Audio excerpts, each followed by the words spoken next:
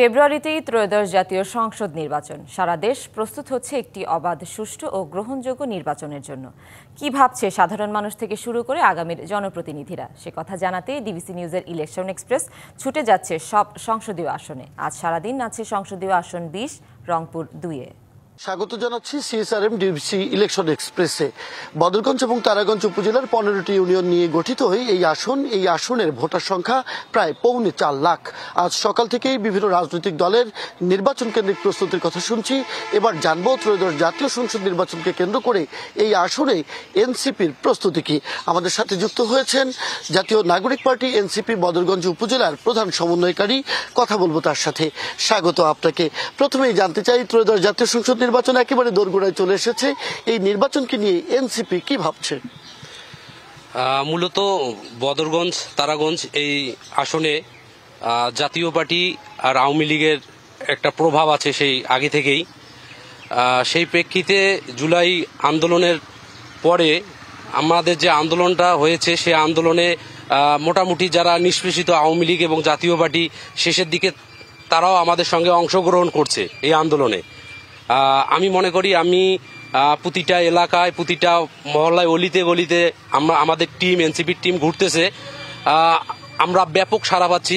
ইনশাল্লাহ সামনের নির্বাচনে এই বদরগঞ্জ তারাগঞ্জ আসন এনসিপির ঘাঁটি হবে এবং আমরা বিপুল ভোটে জয়যুক্ত হব ইনশাল্লাহ। আপনার সংগঠনের যে ভিত্তি কমিটিগুলো, বিভিন্ন ওয়ার্ড ইউনিয়ন কমিটিগুলো আসলে সম্পূর্ণ হয়েছে কিনা এবং সংগঠনের ভিত্তিটা কতটা মজবুত রয়েছে? মূলত আমাদের 15 দিনের মধ্যে আমাদের ইউনিয়ন কমিটিগুলো সব ক্লিয়ার হয়ে যাবে। এরপরে আমরা ওয়ার্ডে যাব। ইনশাল্লাহ 1 মাসের মধ্যে আমরা ওয়ার্ড পর্যন্ত পৌঁছে যাব এবং আমাদের যে বদরগঞ্জে একটা পৌর আছে, পৌর কমিটি আমরা মোটামুটি কিছু সংগঠক তৈরি করেছি। পৌর কমিটি ইনশাল্লাহ 15 দিনের মধ্যে হয়ে যাবে। আপনার দল থেকে এই নির্বাচনে অংশগ্রহণের জন্য এখন পর্যন্ত প্রার্থী বাছাই করেছেন কিনা, বা কোনো কেউ আসলে প্রার্থী হবে কিনা? প্রার্থীর বিষয়ে আমি বলতে চাচ্ছি, প্রার্থী বদরগঞ্জ তারাগঞ্জ আসনে আমাদের এনসিপির জন্য ভালো ভালো প্রার্থী আছে এবং কেন্দ্রীয় কমিটির অনেকে এখানে আসতে চাচ্ছে।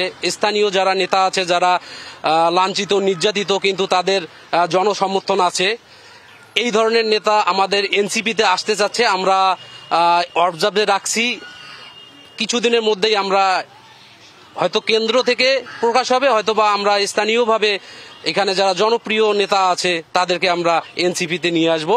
ইনশাল্লাহ এনসিপির হয়ে নির্বাচন করবে। আপনি বলছিলেন যে জনগণের দাঁড়ে দাঁড়িয়ে যাওয়া শুরু করেছেন, এটি কি নির্বাচনী গণসংযোগের অংশ নাকি আসলে সাংগঠনিক কাঠামো বোঝানোর জন্য যাচ্ছেন?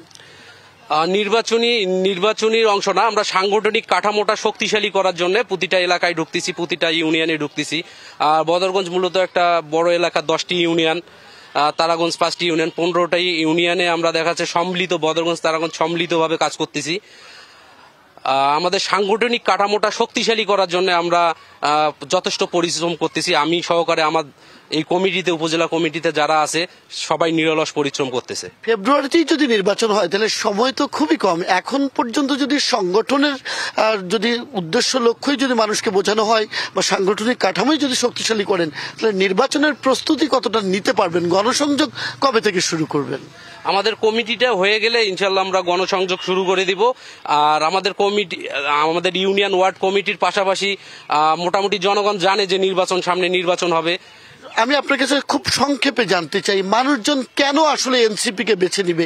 একেবারেই তো একটা নতুন রাজনৈতিক দল।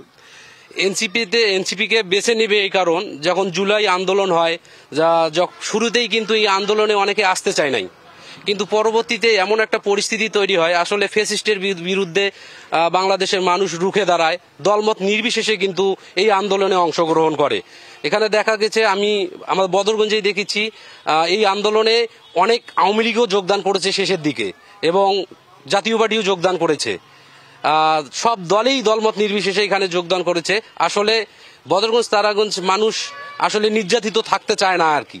সেই ক্ষেত্রে আমি মনে করি আমাদের এনসিপি যেহেতু গণ অভ্যুত্থানের পরে একটি দল, আমাদের মধ্যমপন্থী রাজনীতি, আমাদের বয়ানগুলা আমরা জনগণের দ্বারে দ্বারে পৌঁছাচ্ছি ইনশাল্লাহ। সেই কারণেই হয়তো জনগণ আপনাদেরকে বেছে নিবে। বোঝা গেল আপনার কথা থেকে আওয়ামী লীগ এবং জাতীয় পার্টিও এখন আপনাদের সাথে এসে যুক্ত হচ্ছে। অনেক অনেক ধন্যবাদ মাসুদ প্রামাণিক, আমাদেরকে সময় দেওয়ার জন্য কৃতজ্ঞতা জানাচ্ছি আপনাকে। সিএসআরএম ডিবিসি ইলেকশন এক্সপ্রেস এরপর বিকেল 5টার সংবাদে যুক্ত হবে বদরগঞ্জ উপজেলা বিএনপির সাথে, জানবে আগামী নির্বাচন কেন্দ্রিক তাদের দ্বন্দ্ব কোন্দল মেটাতে কি পদক্ষেপ নিয়েছে এবং নির্বাচন নিয়েই কি প্রস্তুতি রয়েছে তাদের দলের। থাকুন সিএসআরএম ডিবিসি ইলেকশন এক্সপ্রেসের সাথে।